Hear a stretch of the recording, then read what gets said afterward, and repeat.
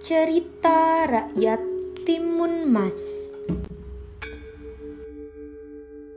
Alkisah di sebuah desa di daerah Jawa Tengah.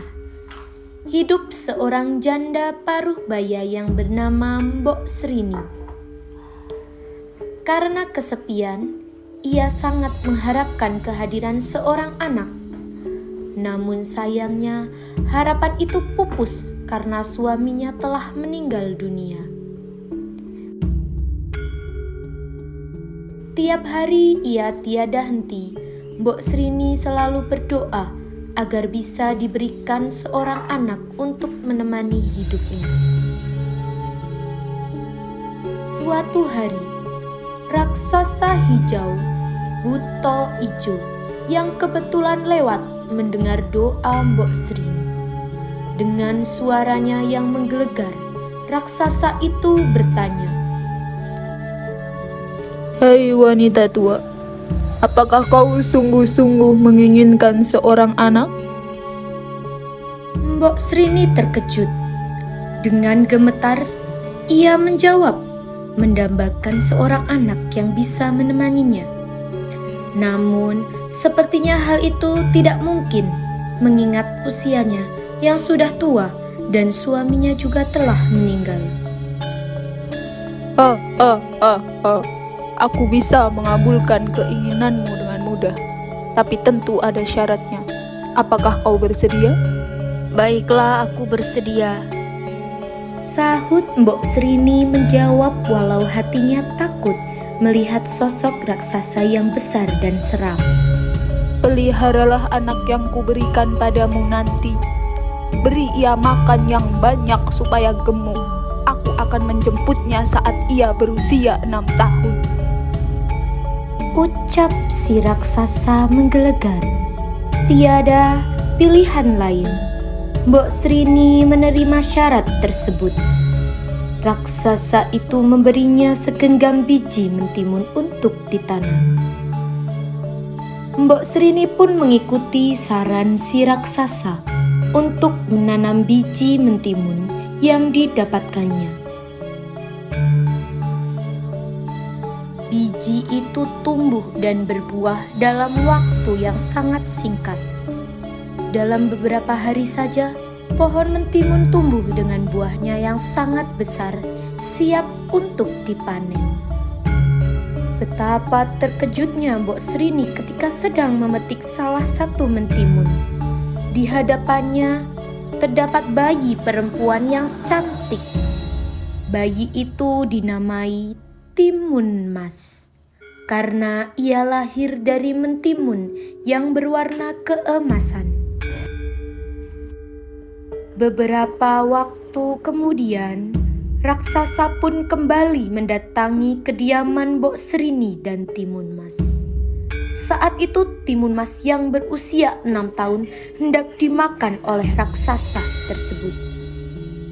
Tapi tak kehilangan akal, Mbok Srini pun mencari cara untuk menyelamatkan Timun Mas agar tidak jadi santapan raksasa.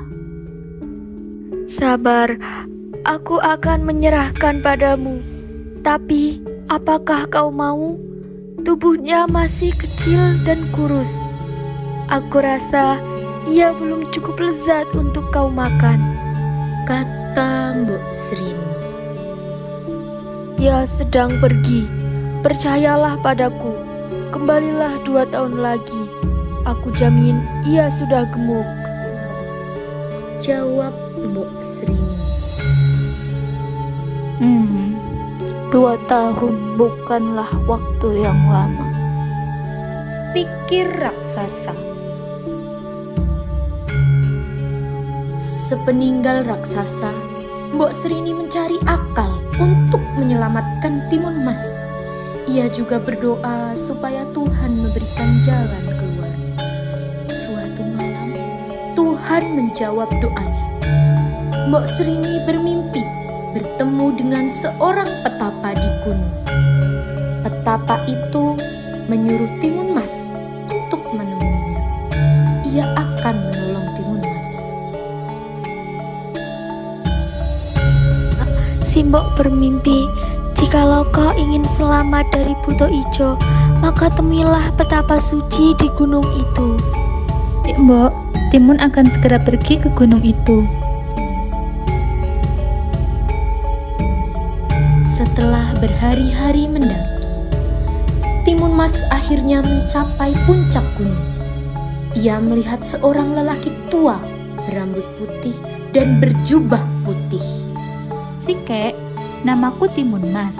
Ibuku bilang kakek akan membantuku melawan raksasa jahat yang hendak menyantapku. Sapa Timun Mas. Oh, kau yang bernama Timun Mas.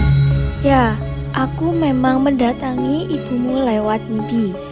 Cucuku, jika raksasa itu kembali, berlarilah dengan kencang. Pesan si petapa itu. Kakinya lebar, aku pasti mudah tertangkap. Kata Timun Mas heran. Ambillah 4 buah bungkusan ini. Lemparkan satu persatu ketika kau melarikan diri. Jawab petapa itu dengan tegas. 2 tahun berlalu.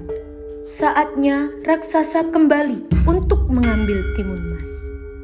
Benar saja, tiba-tiba terdengar langkah kaki dan teriakan menggelegar. Buk, buk, buk. Mbok Srini, mana anakmu? Aku sudah lapar. Teriak raksasa buto ijo. Mohon, jangan makan dia. Pinta Mbok Srini. Enak saja, kau sudah berjanji. Kau tak boleh mengingkarinya. Jawab raksasa. Dengan terpaksa, Mbok Srini membawa Timun Mas menemui raksasa itu. Timun Mas berbisik kepada Mbok Srini. Jangan khawatir, Mbok. Tidak lama lagi, Timun Mas segera membuka bungkusan pemberian kakek petapa itu. Bungkusan pertama ternyata berisi biji mentimun.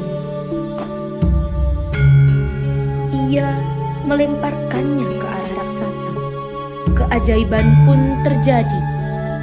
Biji mentimun itu berubah menjadi ladang timun yang buahnya sangat banyak.